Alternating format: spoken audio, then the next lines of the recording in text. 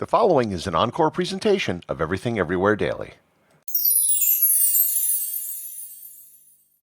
In 1605, members of the Catholic resistance in England hatched a plot that would have completely changed the political landscape of the country. They wanted to blow up the entire Parliament and the King on November 5th, which they thought would return a Catholic monarch to the throne. The plotters got caught, and their demise has been celebrated for the last 400 years. Learn more about Guy Fawkes Day, the Gunpowder Plot, and why the 5th of November is still remembered on this episode of Everything Everywhere Daily.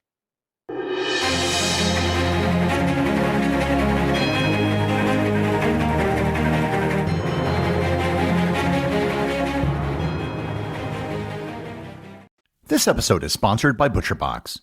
The holiday season is approaching, which means sharing meals with friends and family. If you're planning a meal for the holidays, you're going to want to get the finest meats, poultry, and seafood, and that is where ButcherBox comes in. ButcherBox offers only 100% grass-fed and grass-finished beef, crate-free pork, organic free-range chicken, and wild-caught seafood. But if you're interested in something a bit more traditional, at least for Americans, they also have something that you and your family might want for the holidays: turkey. You can serve some of the best free-range turkey with no added antibiotics, hormones, or preservatives. And if you're looking for turkey for your holiday meal, you're in luck. ButcherBox is offering Everything Everywhere Daily listeners free turkey in your first box, plus $20 off your first order. Just sign up at butcherbox.com/daily and use code DAILY. Once again, butcherbox.com/daily, code DAILY. Are you a true crime lover looking to shake things up?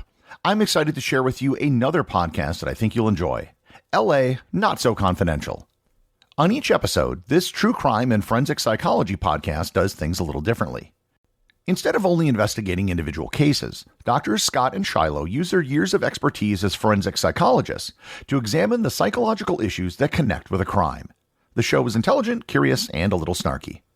I recommend you check out their episodes on pyromania, Stockholm Syndrome, and erotomania, the delusional belief that one is loved by another person. If you love true crime and want a deeper look into the history and psychology behind famous crimes, check out LA Not So Confidential. You can find LA Not So Confidential on Apple, Spotify, or wherever you listen to this show. To understand what brought about the Gunpowder Plot, we need to back up about 70 years. Henry VIII was the King of England, and his wife, the Spanish and very Catholic Catherine of Aragon, wasn't able to provide him a son and heir. Actually, she had 3 sons and 3 daughters, but none of them survived more than a month, save for her daughter Mary. In order to have the son he wanted, he petitioned the Pope to get his marriage annulled so he could get married again. The Pope was having none of this, so in 1534 he did what any monarch would do in a similar situation: he started his own religion with himself at the head. So he got married again. And again. And again, and again, and again. When Henry created the Church of England, he made being Catholic a treasonable offense, confiscated all church property, and there were many executions. After he dies, his daughter Mary eventually takes the throne, who is Catholic, and she restored Catholicism as a state religion, and she executed many Protestants. Then Mary dies, and she's replaced by her half-sister, the Protestant Elizabeth, who once again makes the Church of England the official religion, and makes it compulsory to both Catholics and other Protestants alike. Most of those other Protestants became what we call the Puritans. Elizabeth is on the throne for a very long time, 44 years, and during that time Catholics are forced to practice their religion underground. She dies in 1603, and the next in line was the Scottish King James VI, who was also a Protestant. Initially, James wasn't as dogmatic as Elizabeth or Henry before him. He had a Catholic wife, and he was more lenient towards Catholics. However, this quickly began to change. James had tried to juggle different demands from different groups, and he tended to favor the Puritans over the Catholics. There was a plot discovered against James in mid-1603 called the Bye Plot, where a group of Catholics and Puritans conspired to kidnap James and take him to the Tower of London.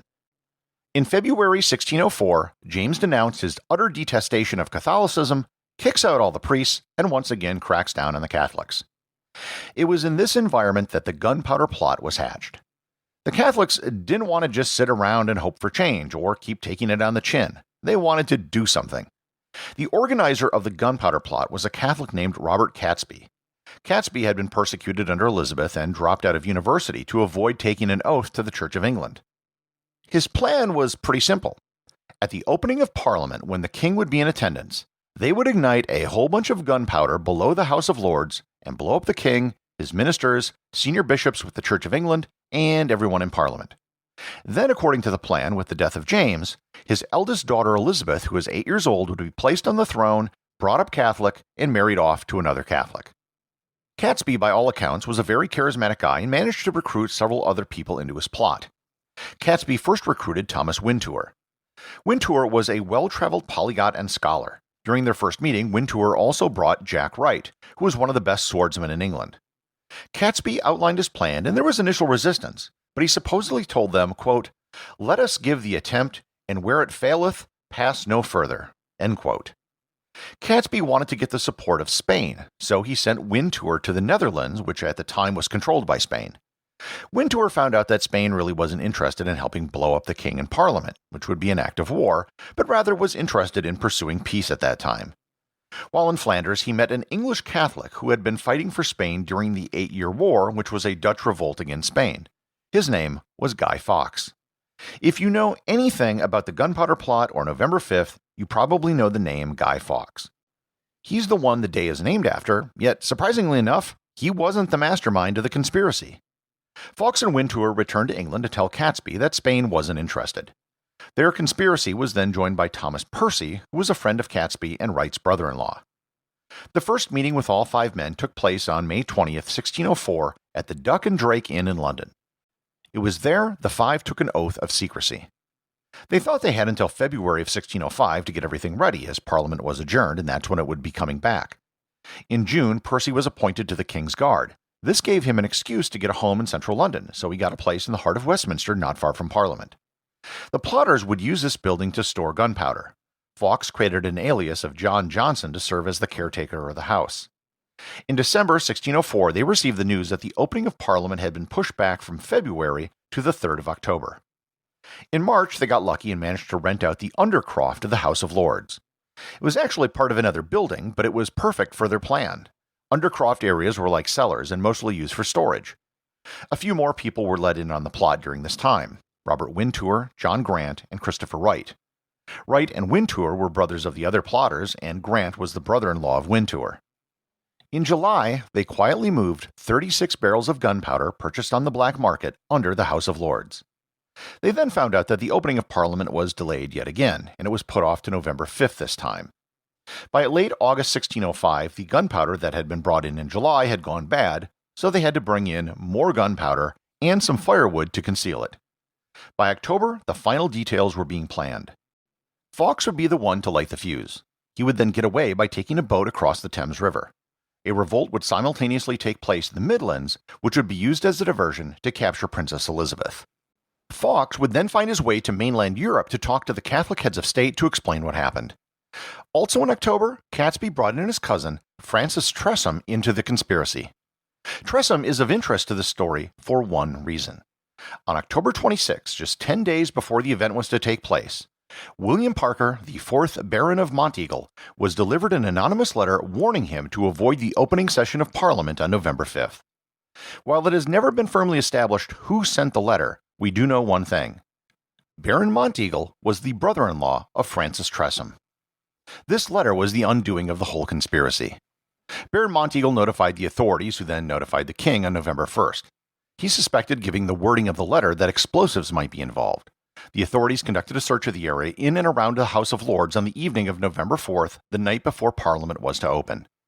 They searched the undercroft and found Fawkes there amongst a pile of wood. Fawkes gave his name as John Johnson and said that he worked for Thomas Percy. The authorities left to file their report. The king, however, insisted that they check again, so later that night they went back and again found Fawkes. This time they searched him, and they found several fuses and a watch.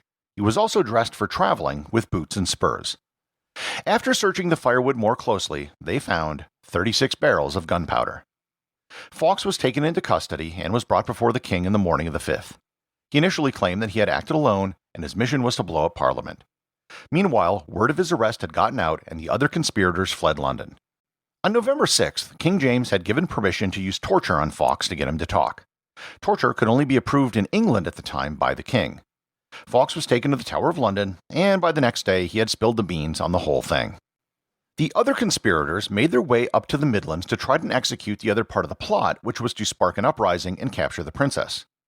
No one wanted anything to do with them, including their own family members who didn't know about the plot and didn't want to be found guilty of treason. They holed up in a home in Staffordshire and found that their black powder was wet, so that evening they put it out in front of the fireplace to dry. In one of the most ironic twists of this whole affair, the gunpowder exploded with a spark from the fireplace, blinding one of the conspirators. 200 of the king's men showed up the next day, and in the ensuing fight, Catesby and Percy were killed. In the aftermath, 8 conspirators were executed in a most gruesome way.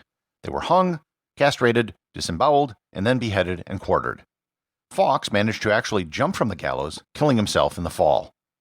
In the end, the plot resulted in things being made far worse for Catholics in England than they were before. More restrictions were put in place on Catholics, and it really wasn't possible to openly practice Catholicism in England for the next 200 years. In January 1606, Parliament passed the Observance of 5th November Act 1605, also known as the Thanksgiving Act, which made November 5th a holiday. It was typically celebrated with church bells, sermons, and bonfires, and informally it became known as Guy Fawkes Day. People began creating effigies of Guy Fawkes, which were simply called a guy, which would be burned on the bonfires of November 5th. Fireworks also became a popular way of celebrating. The effigies, known as guys, became the basis of generically calling any man a guy. The official holiday was rescinded in 1859, but it remains celebrated unofficially to this day. It's not as popular as it once was, and it's lost its anti-Catholic sentiment, but people will still light bonfires and have fireworks demonstrations. The tradition spread to other British colonies, but it never had quite the same fervor that it did back in the Old Country. Even in America, it was celebrated in a few places in New England in the 19th century, although they usually burned effigies of people like Benedict Arnold or other politicians that they didn't like. As celebrations go, Guy Fawkes Day is a really odd one, in that it's dedicated to the hatred of a single person, and it's a hatred that has lasted for 400 years. The executive producer of Everything Everywhere Daily is Charles Daniel. The associate producers are Peter Bennett and Cameron Kieffer. I wanted to give a big thanks to everyone who supports the show on Patreon. Your support helps me put out a new show every day. And if you're interested in Everything Everywhere Daily merchandise, Patreon is currently the only place where it's available. And if you'd like to talk to other listeners of the show and get notified of future episodes and projects, please join my Facebook group or Discord server. Links to everything are in the show notes.